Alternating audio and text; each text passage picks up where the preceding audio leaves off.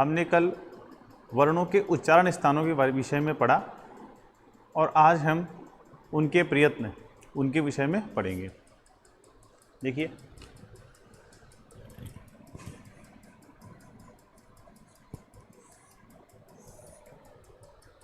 प्रयत्नों को समझने से पहले, पढ़ने से पहले कुछ पारिभाषिक शब्दावली है, उनको पढ़ना जरूरी है। तो पहले हम उनके विषय में चर्चा करेंगे।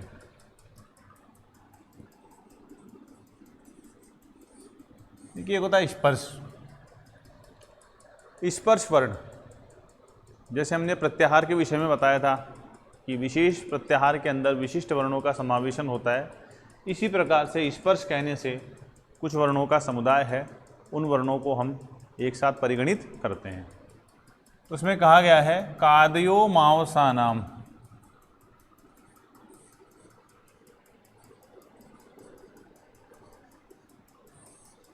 स्पर्शः, ध्यान दीजिएगा, कादयो कै आदि में है और मैं अवसान, कुल मिलाकर के कैसे लेकर के मैं तक के वर्ण। कैसे मैं का तात्पर्य है पांचों वर्ग 5 वर्ग होते हैं, पांचों वर्गों के अंदर जो कैसे शुरुआत होती है, कै ख ग घ ङ च छ ज झ य ट ठ ड ढ ण त थ द ध न प फ ब भ और म। इन 25 वर्णों को हम स्पर्श वर्ण कहते हैं। वर्गों के कैसे लेकर के म तक जो कुल 25 वर्ण है, उन 25 वर्णों को हम स्पर्श वर्ण कहते हैं। एक होते अंतस्थ,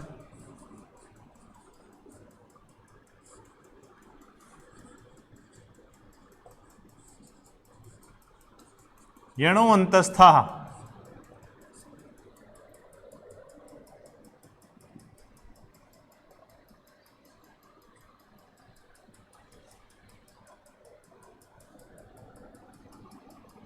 यणो अंतस्था, ध्यान दीजिएगा।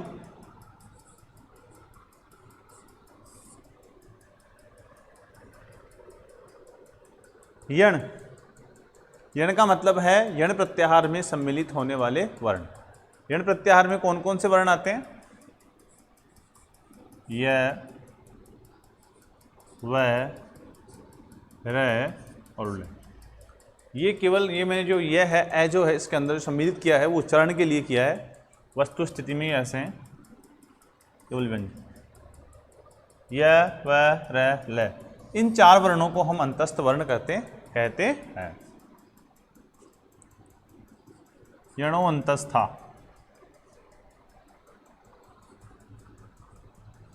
एक होते हैं ऊष्म वर्ण,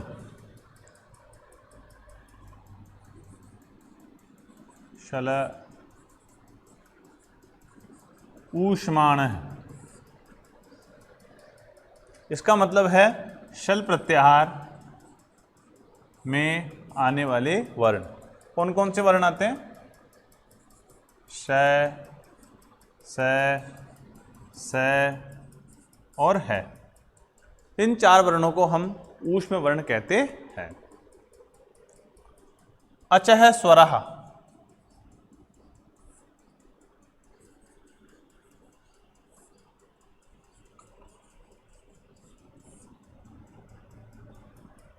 अच का मतलब अच प्रत्याहार में आने वाले वर्ण। और अच प्रत्याहार में कौन कौन से वर्ण आते हैं? ए, ई, उ, री, लिरी, ए, ओ, आई, औ। इन 9 वर्णों को स्वर कहते हैं। जिह्वा मूलीय,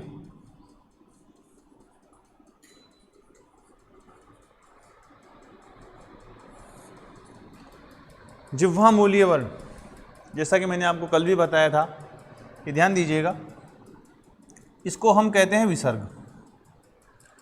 और इस विसर्ग को अगर आधा कर दें, आधे विसर्ग के समान, अगर इस प्रकार का चिन्ह यदि क के पहले अथवा ख के पहले आ जाए तो उसे हम क्या कहेंगे, जिह्वा मूलीय। और एक होता है उपधमानीय।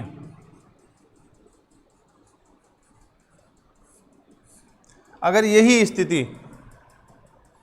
प के पहले या फ के पहले आ जाए तो उसे क्या कहेंगे हम, उपधमानीय। एक होता है अनुस्वार।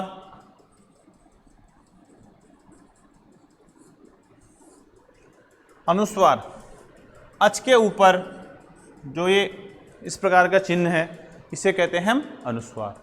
और एक होता है विसर्ग। अच का मतलब स्वर। तो स्वर के बाद में अगर ये इस प्रकार के दो आपको चिन्ह दिखाई दे उसको कहते हैं हम विसर्ग। तो ये कुछ पारिभाषिक संज्ञाएं थी, कुछ विशिष्ट शब्दावली थी। तो हमें प्रयत्नों को समझने से पहले, पढ़ने से पहले इनका ज्ञान होना अति आवश्यक है। अब हम बात करते हैं प्रयत्नों की। प्रयत्न क्या होता है?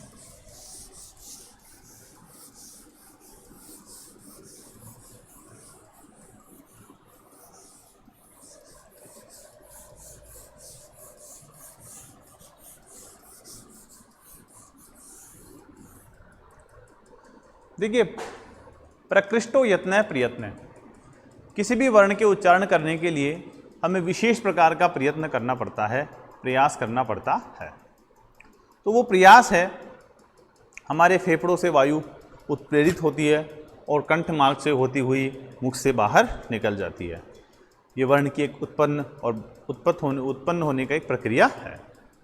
उस वर्णोत्पत्ति प्रक्रिया के अंदर जो भी हमने प्रयत्न किया, जो भी हमने प्रयास किया, उस प्रयास को हम कहेंगे प्रयत्न। और वो प्रयत्न कैसा हो? दो प्रकार के होते हैं, एक आभ्यंतर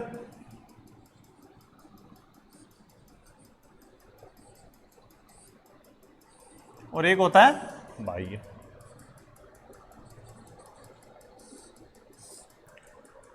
आभ्यंतर और बाह्य।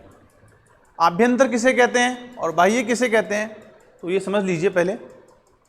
जैसा कि मैंने आपको अभी बताया कि किसी भी वर्ण को उच्चारण करने के लिए हमें फेफड़ों से जो वायु उत्प्रेरित होती है वह कंठ मार्ग से होती हुई मुख से, होठ से बाहर निकलती है। तो मुख से कंठ तक जो प्रयास किया जाता है वर्ण उच्चारण के अंदर, वर्णोत्पत्ति के अंदर, उसे हम कहते हैं आभ्यंतर। होठ से लेकर के कंठ तक, और बाकी सब बाह्य है। तो बाकी सब क्या बाह्य है? अब वर्ण होठ से बाहर निकलेगा, यहां तक ही प्रयत्न है।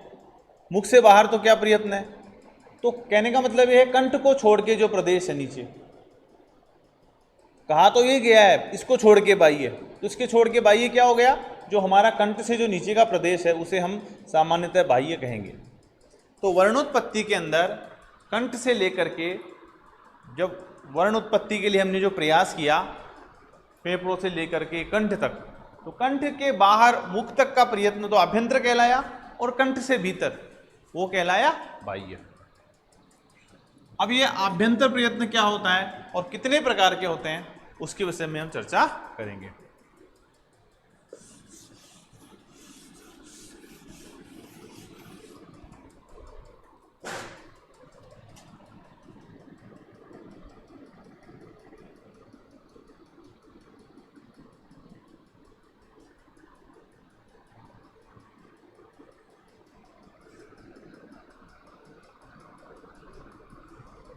जैसा कि मैंने आपको बताया कि मुख से लेकर के कंठ तक वर्णोत्पत्ति के अंदर जो प्रयास किया जाता है उसे हम आभ्यंतर प्रयत्न कहते हैं। ये 5 प्रकार के होते हैं। स्पृष्ट,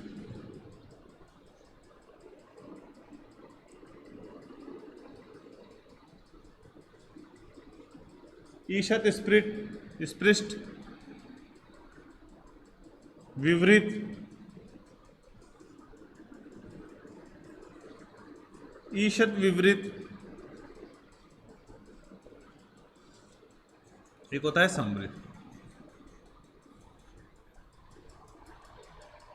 अब ध्यान दीजिएगा, स्पृष्ट प्रयत्न किसको होते हैं? स्पष्ट प्रयत्न होते हैं स्पर्श वर्णों के।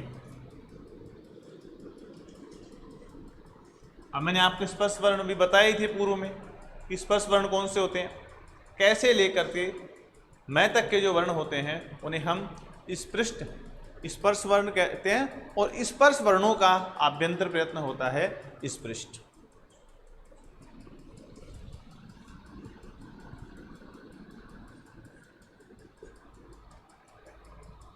ईषत् स्पृष्टम अंतस्थानाम,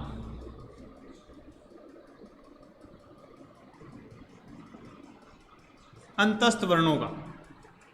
अंतस्थ वर्ण मैंने आपको बताया था यण, य, व, र और ल। इन चार वर्णों का जो आभ्यंतर प्रयत्न है वो है ईषत् स्पृष्ट। विवृतम स्वराणाम, स्वर, स्वर मैंने आपको बताए थे अच, अच प्रत्याहार में आने वाले वर्ण ए,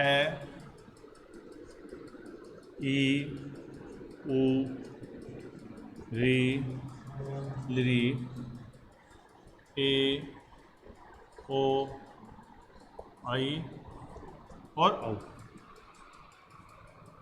ईषत् विवृतम ऊष्मणाम, ऊष्म वर्ण। ऊष्म कौन से होते हैं? शल, शल प्रत्याहार में आने वाले वर्ण। शल प्रत्याहार में कौन से वर्ण आए? स और है। अब देखिए, ध्यान दीजिएगा, संवृत, इसका है ए। अब ये प्रश्न उपस्थित होता है कि स्वरों के अंदर भी ए है और संवृत जो है वो स्वतंत्र रूप से ए है, तो इसका क्या ये समस्या है? दो जगह इसका प्रयोग क्यों किया गया है? तो ध्यान दीजिएगा,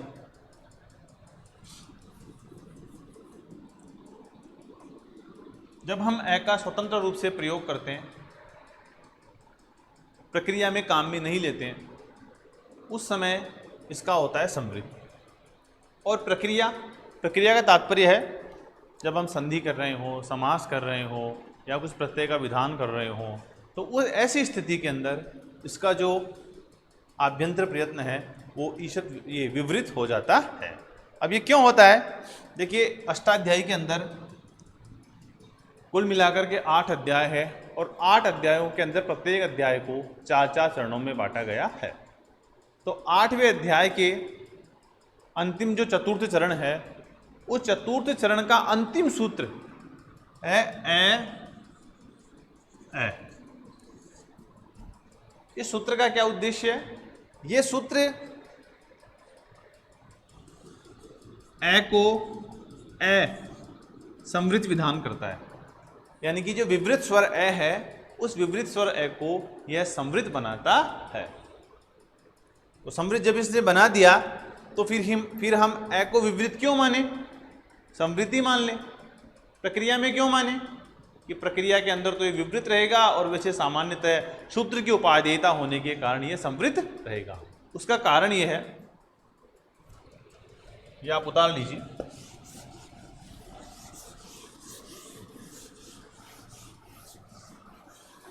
देखिए,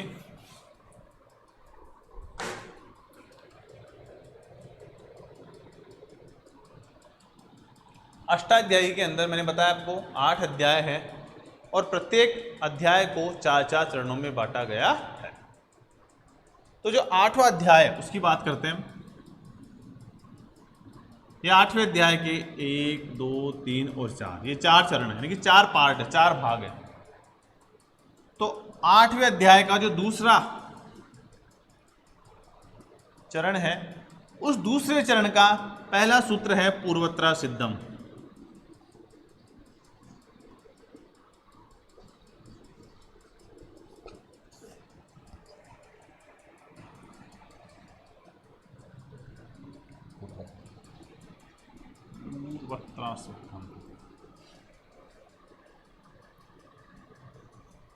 तो ध्यान दीजिएगा, ये जो पूर्वत्रा सिद्धम सूत्र है, ये क्या करता है?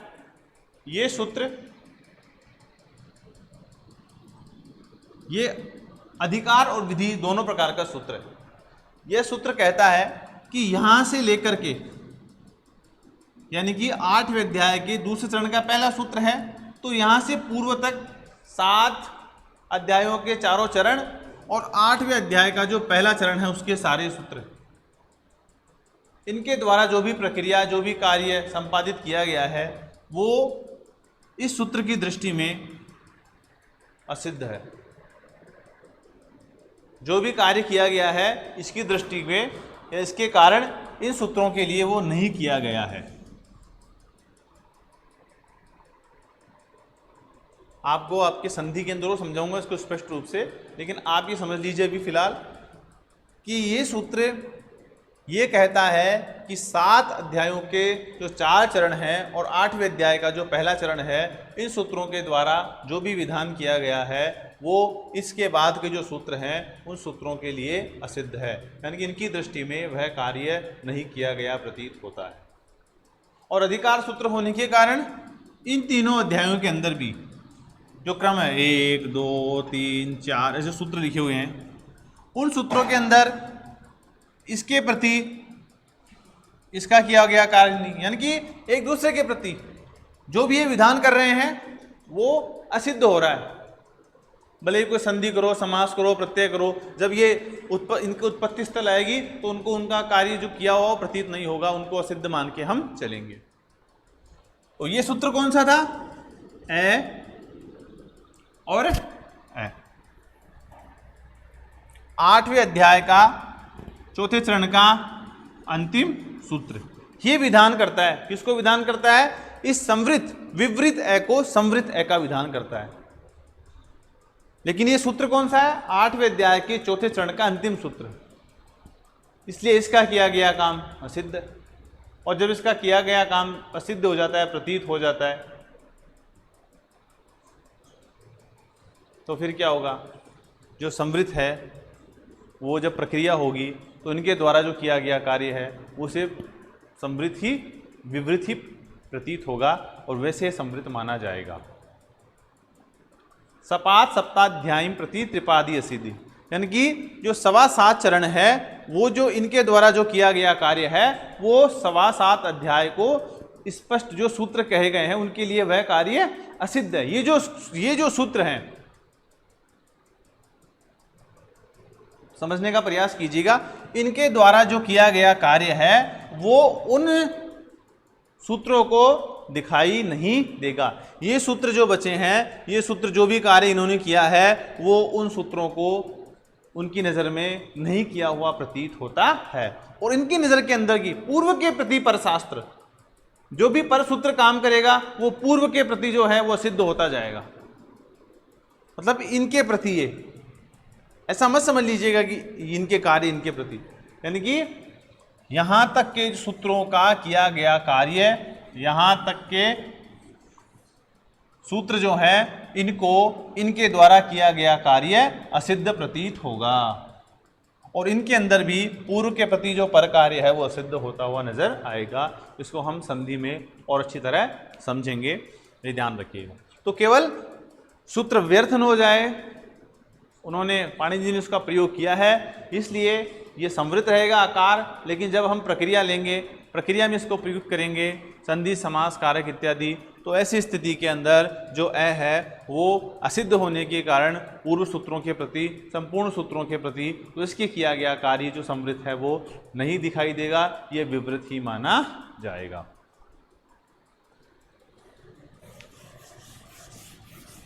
अब बात करते हैं बाह्य।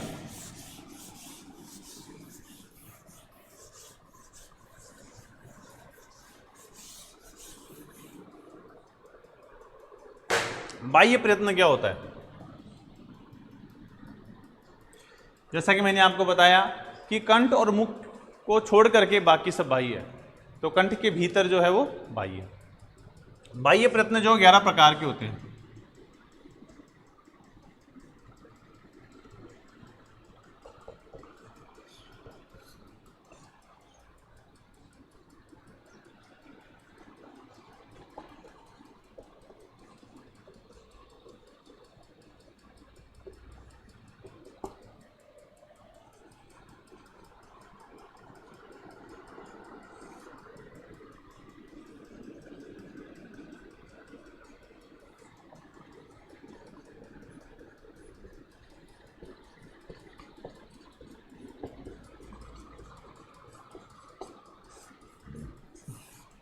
विवार, संवार, श्वास, नाद, घोष, अघोष, अल्प प्राण, महाप्राण, उद्दात, अनुद्दात और स्वरित।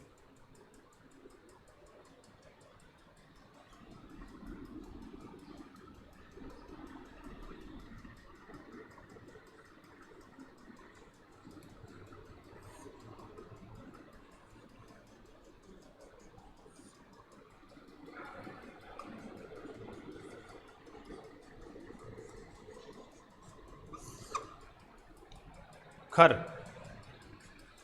विवार, श्वास और अघोष,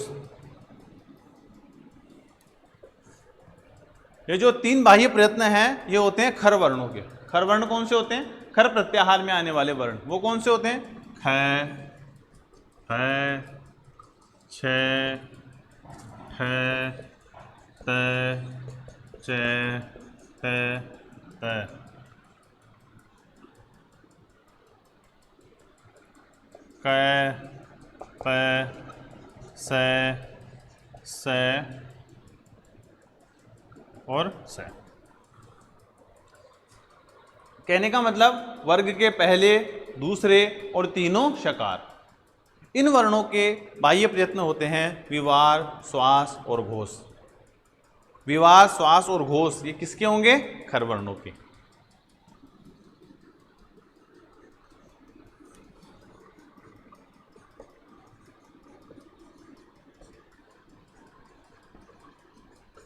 इसी प्रकार से संवार, नाद और घोष ये होंगे हर्ष।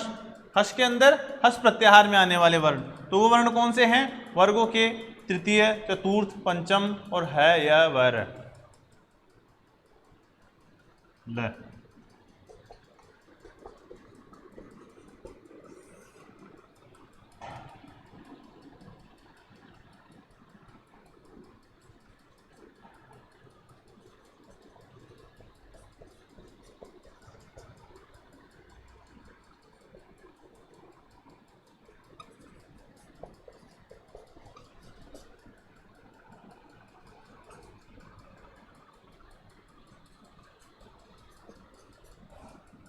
ये वर्ण है या वैरल है, पांचवें, चौथे और तीसरे। अब बचे अल्प प्राण और महाप्राण। वर्गों के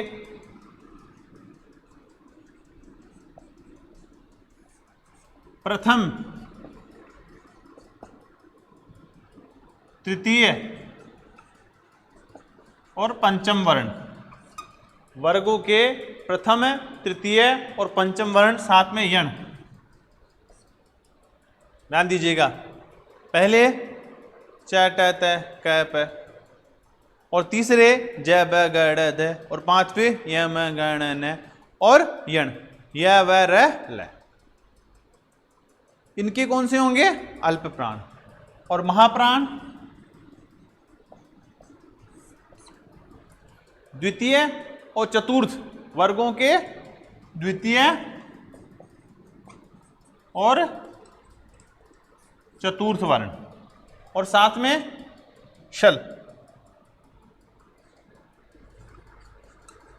द्वितीय ख, फ, छ, ठ, थ, और चतुर्थ झ, भ, ग, ढ, ध, और श, श, श, है। इन वर्णों के होते हैं महाप्राण। अब बचे कौन से? उद्दात, अनुद्दात और स्वरित। तो ये होते हैं स्वरों के। आई बात समझ में? स्पष्ट रूप से वैज्ञानिक तरीके से विभाजन किया गया है। विवार, श्वास और अघोष ये होते हैं खर वर्णों के। खर वर्णों का मतलब वर्गों के पहले, दूसरे और तीनों शकार। संवार, नाद और घोष ये होते हैं हर्ष वर्णों के। हर्ष वर्णों का मतलब है तृतीय, चतुर्थ, पंचम और है य, व, र, ल। इन वर्णों को कहते हैं संवार, नाद और घोष। फिर बचे अल्प प्राण। तो अल्प प्राण के अंदर मिक्स, ध्यान दीजिएगा, प्रथम, तृतीय, पंचम और यण। और महाप्राण के अंदर द्वितीय, चतुर्थ और शल। और उद्दात, अनुद्दात, स्वरित ये हो गए स्वरों के। अब इससे आगे हम कल अध्ययन करेंगे। धन्यवाद।